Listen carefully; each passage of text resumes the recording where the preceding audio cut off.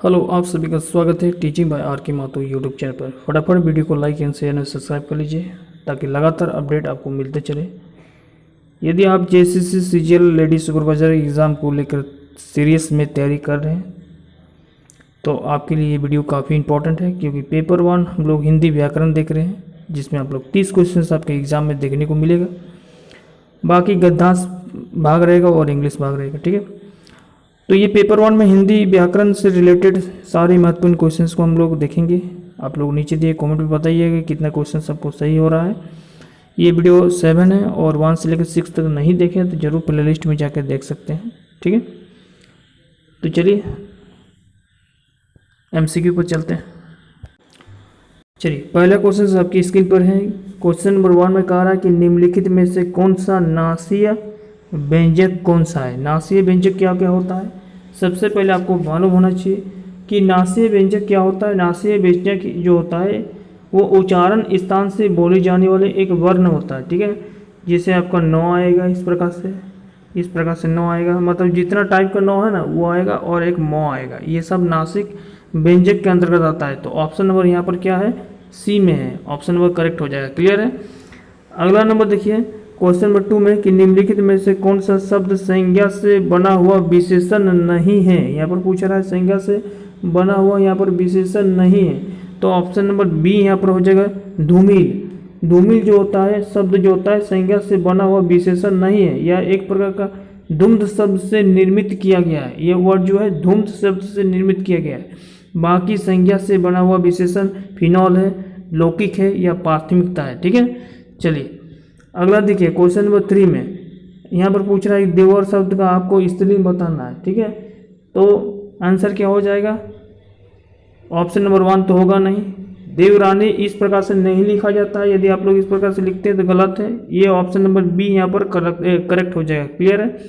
Question number 3 का answer हो जाएगा देवर का स्त्रीलिंग हो जाएगा देवरानी, ऑप्शन नंबर बी। ठीक है, अगला देखिए क्वेश्चन नंबर 4 में कि एकल शब्द का तत्भव आपको बताना है, तत्सम नहीं तत्भव। एकल का, एकल मतलब होता है एक, अकेला जिसको बोलते हैं। ठीक है, तो तत्भव क्या हो जाएगा, अकेला हो जाएगा। ऑप्शन नंबर सी यहाँ पर करेक्ट हो जाएगा। ठीक है, चलिए लास्ट में बताइए आपका जो है टोटल कितने क्वेश्चन आपने सही दिया है जवाब। ठीक है, चलिए क्वेश्चन नंबर 5 का देखिए संतोष से बढ़कर सुख नहीं। चलिए आंसर दीजिएगा, मिश्र वाक्य, सरल वाक्य, संयुक्त वाक्य, इनमें से कोई नहीं। क्वेश्चन नंबर 5 का आंसर क्या हो जाएगा, ऑप्शन नंबर बी, सरल वाक्य।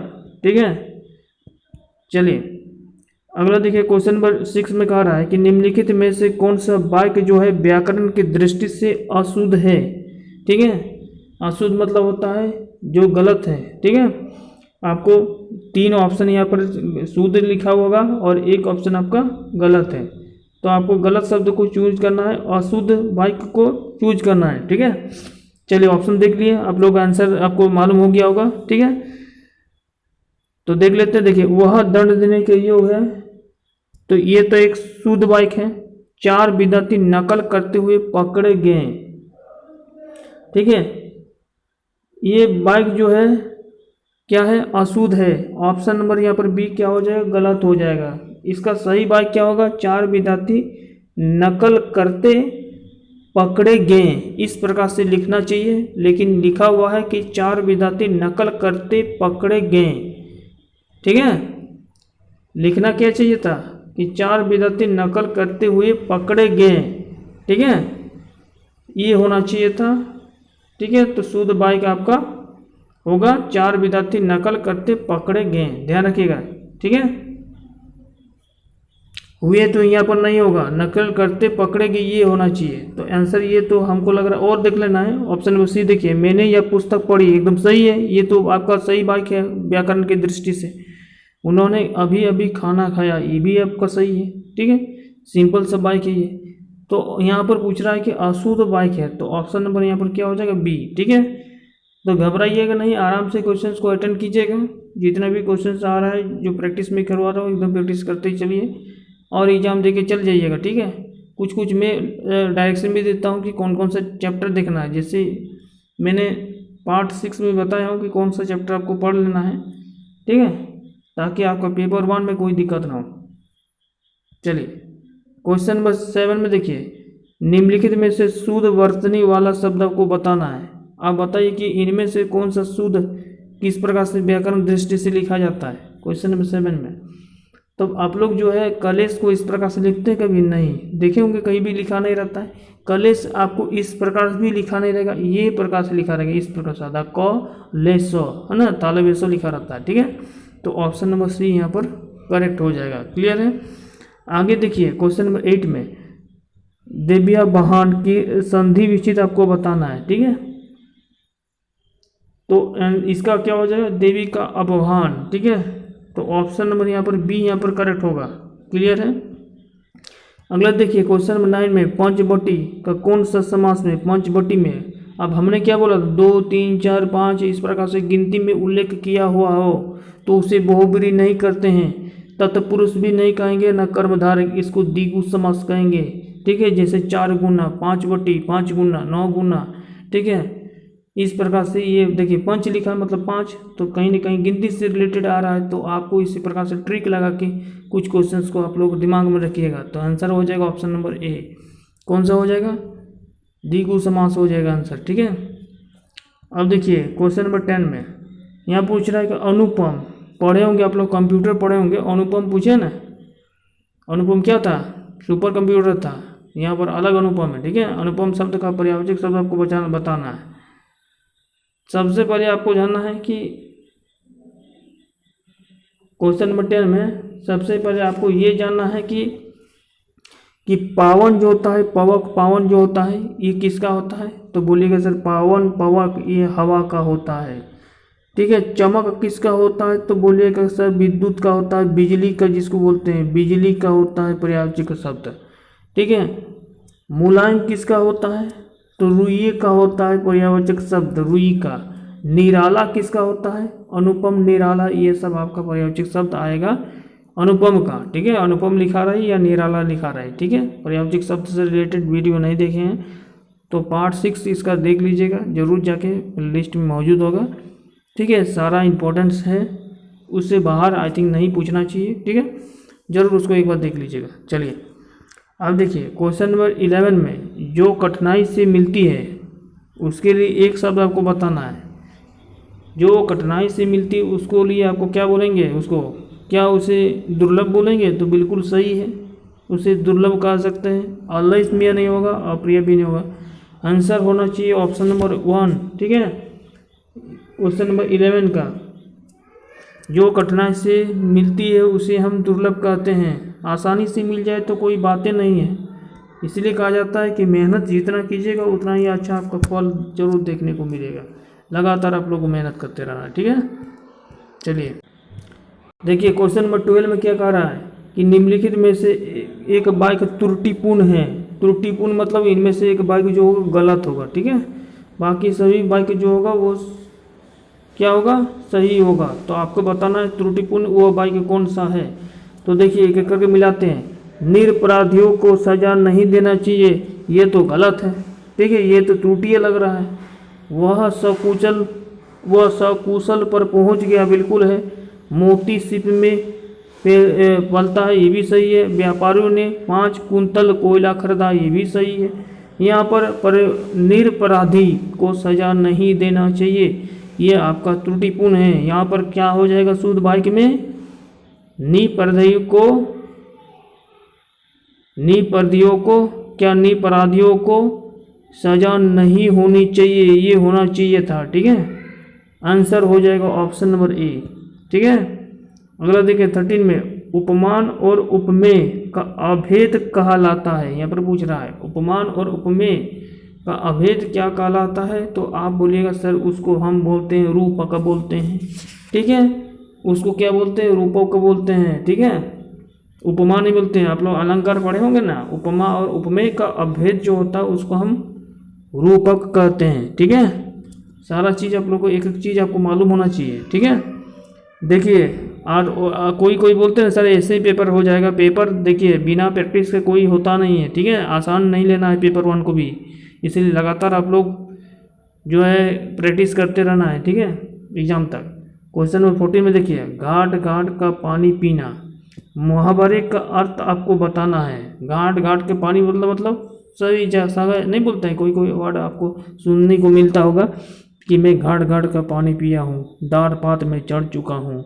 इसका मतलब होता है कि वह सारा जगह पर वह घूम चुका, उसको काफ़ी अनुभव होगा, ठीक है, वो अनुभवी व्यक्ति होगा, सारा चीज़ उसके बारे में नॉलेज होगा। सिर्फ शिक्षा ग्रहण नहीं होगा इसके पास, घाट घाट का पानी पीने इसका मतलब सिर्फ शिक्षा ग्रहण नहीं किया हो, मारा मारा फरना इसका मतलब ये भी नहीं होता। तीर्थ यात्रा करना घाट घाट का पानी पी के इसका मतलब थोड़ी होता है तीर्थ यात्रा करना। ये होता है ऑप्शन नंबर डी, क्या होगा, अनुभव होना। इसका मतलब सभी जगह पर उसको, सभी कार्य में उसका अनुभव होना, ठीक है। ऑप्शन नंबर यहाँ पर डी होगा करेक्ट। अब देखिए 15 नंबर में, गुरु गुड़ चेला चीनी लोकाकित एक है, उसका आज से क्या है, यहाँ पर पूछा गया है। गुरु गुड़ और चेला चीनी, ये आपको समझ में आया होगा यदि आप लोग गांव से बिलोंग करते हैं या फिर शहर से भी बिलोंग करते हैं। कभी भी आप लोग पढ़े होंगे 6-7 में बुक में, तो आप पढ़े होंगे गुरु गुड़ चेला चीनी। इसका मतलब गुरु गुड़ी होता है, ठीक है। गुरु मतलब उससे आप तुलना नहीं कर सकते हैं, और शिष्य जो होता है उसका वो एक प्रकार से चीनी के बराबर होता है, ठीक है। तो यहाँ पर सवाल आएगा क्या कि उस लोकायत का अर्थ क्या होता है, गुरु से चले का आगे बढ़ना है ना, गुरु से चेले का आगे बढ़ जाना, ठीक है, और चेले से गुरु का आगे बढ़ जाना। चेले से गुरु का आगे बढ़ जाना एक समय होता है कि चेले से गुरु आगे रहता है, लेकिन गुरु जब शिक्षा ग्रहण करने के बाद, आप लोग देखे होंगे कभी मिडिल क्लास में पढ़े होंगे, मिडिल स्कूल पढ़े होंगे या LKG UKG पढ़े होंगे, फिर आप लोग स्टैंडर्ड 1 स्टैंडर्ड 2 पढ़े होंगे, ठीक है, क्लास 10 पढ़े होंगे। तो जो गुरु थे आपको बेसिक नॉलेज जो दिए हैं, और आज जो है कहीं ना कहीं आप लोग एग्ज़ाम दे रहे हैं और आपका एग्ज़ाम में सफल हो जाते हैं, तो आप कभी आपका वो गुरु, आपका शिक्षक जो प्रिय शिक्षक था आपके भेंट हो जाए तो आप प्रणाम जरूर कीजिएगा। इसका मतलब यहाँ पर कह रहा है कि गुरु बूढ़े रह गया, ठीक है, वो तो सिर्फ उसी में चल गया, उसी में पढ़ाते जा रहा है सबको, लेकिन आप कहाँ से कहाँ पहुँच गए, आप ऑफिसर बन जाइएगा, ठीक है। तो वही कह रहा है कि लोकाकित का आज क्या है, ठीक है। तो यहाँ पर ए नंबर यहाँ पर करेक्ट होगा, ऑप्शन नंबर ए, गुरु से चेले का आगे बढ़ जाना, ठीक है। चलिए समझ में आ गया। अगला देखिए क्वेश्चन नंबर 16 में, जो शब्दांश शब्दों के आदि से जुड़कर शब्द के पहले अर्थ को परिवर्तित कर देता है, उन्हें हम क्या कहते हैं, उन्हें हम क्या कहते हैं। यहाँ पर एकदम समझना है, एकदम बेसिक चीज़ है। हम एक चीज़ हम ऑप्शन से लेकर चलते हैं, ठीक है, हम एक ऑप्शन से लेकर चलते हैं, ठीक है। जैसे कुछ एग्जांपल में, जैसे हम ले लिए सर्वनाम नहीं, दूसरा कुछ लेते हैं 16 में, हम ले लिए इसको भारतीय, ठीक है, या बहुवचन ले लेते हैं, ठीक है। यहाँ पर बहुवचन, तो बहुवचन में बहु जो शब्द लगा हुआ आगे में, ये तो एक वचन 2 वचन में आएगा, इसको बोलते हैं, हम बोलते हैं उसको प्रत्यय, और जो लगा हुआ है आगे में उसको बोलते हैं उपसर्ग, ठीक है। अब यहाँ पर सवाल पूछ रहा है कि शब्दांश में आदि जुड़कर शब्द के पहले अर्थ को परिवर्तित कर देता, आगे में जोड़कर, उसे हम बोलते हैं उपसर्ग। ऑप्शन नंबर यहाँ पर डी करेक्ट होगा। एक एक चीज़ आपको समझना है, ठीक है। देखिए 17 में, भारतीय शब्द का बहुवचन बताना है, एक वचन बहुवचन समझ रहे हैं ना।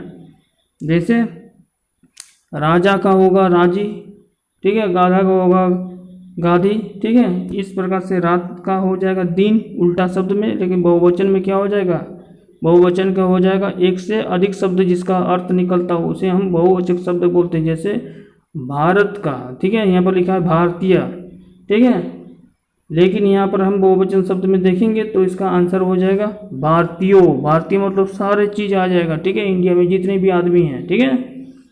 Option number B.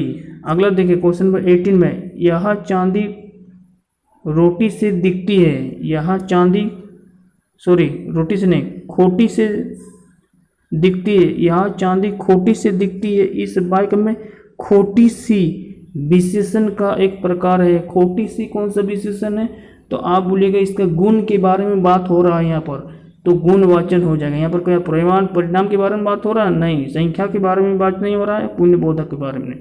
तो ये हो जाएगा ऑप्शन नंबर ए। ठीक है। 19 में देखिए कवि जो है उसका स्त्रीलिंग पूछता है, ये इंपॉर्टेंट लगा लीजिए इसका आंसर में, क्वेश्चन में लगा लीजिए। ठीक है। कवि का स्त्रीलिंग कई बार रिपीट किया एग्जाम में, कवित्री हो जाएगा। देखिए इसको याद रखिएगा, कवित्री इस प्रकार से लिखा रहता है। ठीक है, ना कि ऐसी प्रकार से। कब यत्री हो जाएगा, कब यत्री। ठीक है, ये नहीं होगा, कभी ऐसे करके नहीं लिखिएगा कवित्री। ठीक है, क यत्री लिख दीजिएगा आंसर। ठीक है, ऑप्शन नंबर यहाँ पर क्या हो जाएगा, डी करेक्ट होगा। इसको याद रखिएगा, कवित्री इस प्रकार से लिखा रहता है। ठीक है, अब आगे हम बात करेंगे क्वेश्चन नंबर 20 का। निर्देश नीचे प्रत्येक वर्ग में दिए गए विकल्पों में तत्सम शब्द का चयन करना है। अब तत्सम शब्द का बात हो रहा है तो इसका करेक्ट आंसर क्या होना चाहिए। देखिए गारा जो होगा, तीखा जो होगा और ओटारी, ये होगा तत्भव, ये हो जाएगा आपका तत्भव। लेकिन निष्कृष्ट जो होता है ये आपका तत्सम होता है, जो हिंदी संस्कृति वार्ड से परिवर्तित करके बना हो उसे हम तत्सम कहते हैं, और ये निष्कृष्ट जो होगा आंसर होगा। देखिए 21 में, क्या समय आ गया कि छोटे बड़ों का आदर करना ही भूल गया। ये आपको क्या पूछ रहा है, यहाँ पर याद रखिए, यहाँ पर प्रश्न चिन्ह नहीं लगा है इसलिए इसको हटा दीजिएगा। प्रश्न चिन्ह लगा रहा है तो सीधा मारिए प्रश्न चिन्ह में। ठीक है, अब यहाँ पर पूछ रहा है कि क्या समय आ गया है कि छोटे बड़े का आदर करना ही भूल गया, तो ये आपका संकेत भी नहीं होगा ना भी इसमें, ये होगा संदेहवाचक, ऑप्शन नंबर डी। सॉरी संदेह नहीं हो रहा है ना, ये प्रश्नवाचक भी नहीं हो रहा। विस्मया दिबोधक होगा, ऑप्शन नंबर यहाँ पर बी होगा करेक्ट। ठीक है, संदेहवाचक बोल दिया तो थोड़ा सा गलती हो गया था। ठीक है, ऑप्शन नंबर यहाँ पर क्या हो जाएगा, बी होगा करेक्ट। ठीक है, अब देखते हैं 22 का। इन निम्नलिखित बाइकों में से एक बाइक आपको शुद्ध बताना है। ठीक है, शुद्ध बाइक इनमें से कौन सा है, तो आप बोलिएगा सर उसने मिष्ठान खरीदा, मिष्ठान मतलब समझ लो मीठा उठा खरीदा, ये सही है। भोजन बहुत गरिष्ठ है, गरिष्ठ होता है नहीं, स्वादिष्ट होता है। आप तो अंत ध्यान हो गए, ये भी गलत है, इनमें से कोई नहीं। ऑप्शन नंबर 1 करेक्ट होगा। अगला देखिए 23 में, बुढ़ापा शब्द में कौन सा संज्ञा है, हमने बताया था बुढ़ापा हो, बचपन हो, लड़कपन हो, ये सब भाववाचक संज्ञा में आता है। ठीक है, ऑप्शन नंबर बी भाववाचक संज्ञा में। ठीक है, अब 24 में देखिए, उड़ायन का संधि विच्छेद आपको बताना। उड़यन का संधि विच्छेद क्या हो जाएगा, उत्प्लस, इस प्रकार से लिखा जाता है उत्प्लस डयन, उत्तडयन या उत्तरायण, ऑप्शन नंबर ए। ठीक है, अब देखिए 25 में, युद्ध में स्थिर रहने वाला, युद्ध में स्थिर रहने वाला, इस समास का विग्रोह पद क्या होगा। समास का विग्रोह पद बता रहा है तो उसे अलुक तत्सुरम बोलते हैं, उसको तत्पुरुष बोलते हैं, ऑप्शन नंबर बी। अब देखिए 26 में क्या कर रहा है, 26 में आपका कह रहा है कि चलना फिरना दौड़ना कैसी क्रिया है। चलना फिरना दौड़ना, ये आप रुक नहीं रहे हैं, इसका मतलब चल रहे हैं, इसका मतलब आकर्मक क्रिया है। सकर्मक अकर्मक को एक बार पढ़ लीजिएगा। ठीक है, सकर्मक और अकर्मक को पढ़ लीजिएगा, आप लोग ध्यान रखिएगा। चलना फिरना दौड़ना, ये आप रुक नहीं रहे हैं, चल रहे हैं। ठीक है, गतिशील में आकर्मक क्रिया बोलते हैं उसको। ठीक है, ऑप्शन नंबर सी करेक्ट होगा। चलिए 27 में, बुरी तरह हारना के लिए मुहावरा आपको बताना है। ठीक है, तो मुंह खून लगाना नहीं, मुंह ताकना ये भी नहीं होगा, बुरी तरह से हार रहे हैं ना, यहाँ पर हो रहा है शब्द का मुहावरा। मुंह की खाना, मुंह उतरना नहीं हो, मुंह की खाना बोलते हैं। ठीक है, बुरी तरह से हार गए आप किसी से कई बार देखते होंगे आप उलझ जाते हैं, आपको लगता है कि हम ज़्यादा जान रहे हैं। ठीक है, कोई ऐसा भी है हमारे इसी चैनल में, कमेंट कर देते हैं कभी कि सर आप अच्छी तरह से नहीं बता रहे हैं, आप ही बताइए। इस प्रकार से लगातार हम अपडेट आपको दे रहे हैं, एक सटीक इन्फॉर्मेशन, फिर भी आप लोग लग रहा है तो मत देखिए इस प्रकार से। ठीक है, आपको जहाँ से लगे सेल्फ स्टडी हो, जिस कहीं से भी हो, आप अपना प्रिपरेशन कीजिए, लेकिन तैयारी कीजिए। विदाउट तैयारी का कोई इम्पॉसिबल नहीं होता है, ध्यान रखिएगा, ठीक है। तैयारी करना ही पड़ेगा आपको कहीं से भी हो, ठीक है। तो उसी को बोलते हैं मुंह की खाना, ठीक है। Option number C. अब देखिए 28 में जंगल शब्द का पर्यायवाचक शब्द बताना है आपको। जंगल शब्द का पर्यायवाचक शब्द बताना है। तो जंगल का क्या हो जाएगा, कंतार हो जाएगा, ऑप्शन नंबर सी, ठीक है। अब देखिए 29 में निम्नलिखित में से तत्सम शब्द क्या है, फिर पूछा गया तत्सम क्या है।